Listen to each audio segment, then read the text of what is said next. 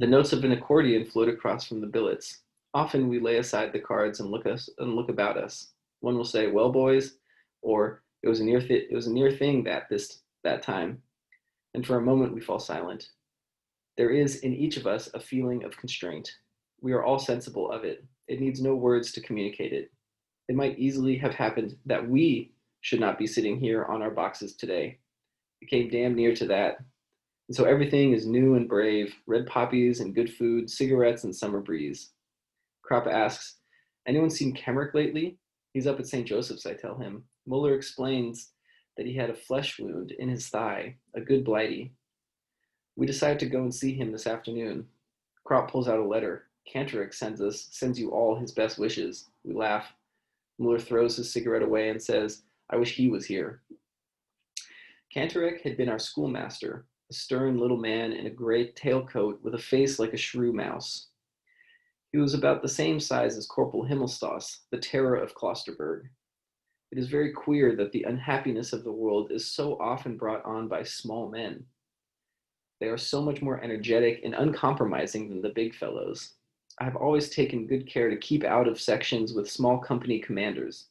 They are mostly confounded little martinets. During drill time, Kantorek gave us long lectures until the whole of our class went, under his shepherding, to the district commandant and volunteered. I can see him now as he used to glare at us through his spectacles and say in a moving voice, "Won't you join up, comrades?" These teachers always carry their feelings ready in their waistcoat pockets and trot them out by the hour, but we didn't think of that then. There was indeed one of us who hesitated and did not want to fall in line. That was Joseph Boehm, a plump, homely fellow, but he did allow himself to be persuaded. Otherwise, he would have been ostracized, and perhaps more of us thought as he did, but no one could very well stand out because at that time, even one's parents were ready with the word coward. No one had the vaguest idea of what we were in for. The wisest were just the poor and simple people. They knew the war to be a misfortune, whereas those who were better off and should have been able to see more clearly what the consequences would be were beside themselves with joy. Kaczynski said that was a result of their upbringing. It made them stupid. And what Katz said, he had thought about. Strange to say, Boehm was one of the first to fall. He got hit in the eye during an attack and we left him lying for dead. We couldn't bring him with us because we had to come back helter-skelter. In the afternoon, suddenly we heard him call and saw him crawling about in no man's land. He had only been knocked unconscious. Because he could not see, he was mad with pain. He failed to keep cover and so was shot down before anyone could go and fetch him in. Naturally, we couldn't blame Kantorek for this. Where would the world be if one brought every man to book? There were thousands of Kantoreks, all of whom were convinced that they were acting for the best in a way that cost them nothing. And that is why they let us down so badly. For us lads of 18, they ought to have been mediators and guides to the world of maturity, the world of work, of duty, of culture, of progress, to the future. We often made fun of them and played jokes on them, but in our hearts we trusted them.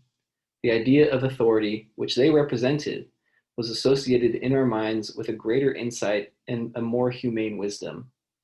But the first death we saw shattered this belief. We had to recognize that our generation was more to be trusted than theirs. They surpassed us only in phrases and in cleverness. The first bombardment showed us our mistake, and under it, the world as they had taught it to us broke in pieces. While they continued to write and talk, we saw the wounded and dying. While they taught that duty to one's country is the greatest thing, we already knew that death throes are stronger. But for all that, we were no mutineers, no deserters, no cowards. They were very free with all these expressions. We loved our country as much as they. We went courageously into every action, but also we distinguished the false from the true. We had suddenly learned to see, and we saw that there was nothing of their world left. We were all at once terribly alone, and alone we must see it through. Before going over to see Kemrick, we pack up his things. He will need them on the way back. In the dressing station, there is great activity. It reeks as ever of carbolic, pus, and sweat. We are accustomed to a good deal in the billets, but this makes us feel faint. We ask for Kemmerich. He lies in a room and receives us with feeble expressions of joy and helpless agitation. While he was unconscious, someone had stolen his watch. Muller shakes his head. I always told you that no one should carry as good a watch as that. Muller is rather crude and tactless. Otherwise, he would hold his tongue, for anybody can see that Kemmerich will never come out of this place again. Whether he finds his watch or not will make no difference. At the most, one will only be able to send it to his people. How goes it, Franz? Asked Kropp. Kemmerich's head sinks. Not so bad, but I have such a damned pain in my foot. We look at his bed covering. His leg lies under a wire basket. The bed covering arches over it. I kick Muller on the shin, for he is just about to tell Kemmerich what the orderlies told us outside, that Kemmerich has lost his foot. The leg is amputated. He looks ghastly, yellow, and wan. In his face there are already the strained lines that we know so well. We have seen them now hundreds of times. They are not so much the lines as marks. Under the skin, life no longer pulses.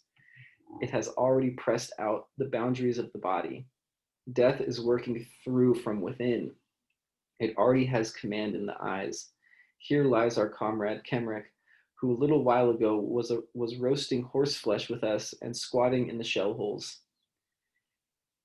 It is still, and yet it is not he any longer.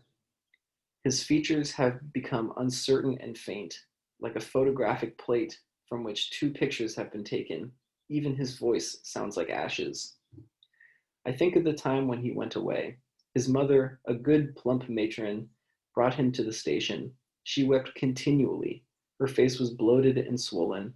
Kemmerich felt embarrassed, for she was the least composed of all. She simply dissolved into fat and water. Then she caught sight of me and took hold of my arm again and again and implored me to look after Franz out there. Indeed, he did have a face like a child and such frail bones that after 4 weeks pack carrying, he already had flat feet. But how can a man look after anyone in the field? Now you will soon be going home, says Kropp. You would have had to wait at least 3 or 4 months for your leave. Kemmerich nods. I cannot bear to look at his hands. They are like wax. Under the nails is the dirt of the trenches. It shows through blue-black like poison. It strikes me that these nails will continue to grow like lean, fantastic cellar plants long after Kemmerich breathes no more. I see the picture before me. They twist themselves into corkscrews and grow, and with them the hair on the decaying skull, just like grass in good soil, just like grass. How can it be possible? Muller leans over. We've brought your things, Franz. Kemmerich signs with his hands. Put them under the bed. Muller does so. Kemmerich starts on again about the watch. How can one calm him without making him suspicious? Muller reappears with a pair of airman's boots. They are fine English boots of soft yellow leather which reach to the knees and lace up all the way. They are things to be coveted. Muller is delighted at the sight of them. He matches their soles against his own clumsy boots and says, Will you be taking them with you then, Franz? We all three have the same thought. Even if he should get better, he would be able to use only one. They are no use to him. But as things are now, it is a pity that they should stay here. The orderlies will, of course, grab them as soon as he is dead. Won't you leave them with us? Muller repeats. Kemmerich doesn't want to. They are his most prized possessions. Well, we could exchange, suggests Muller again.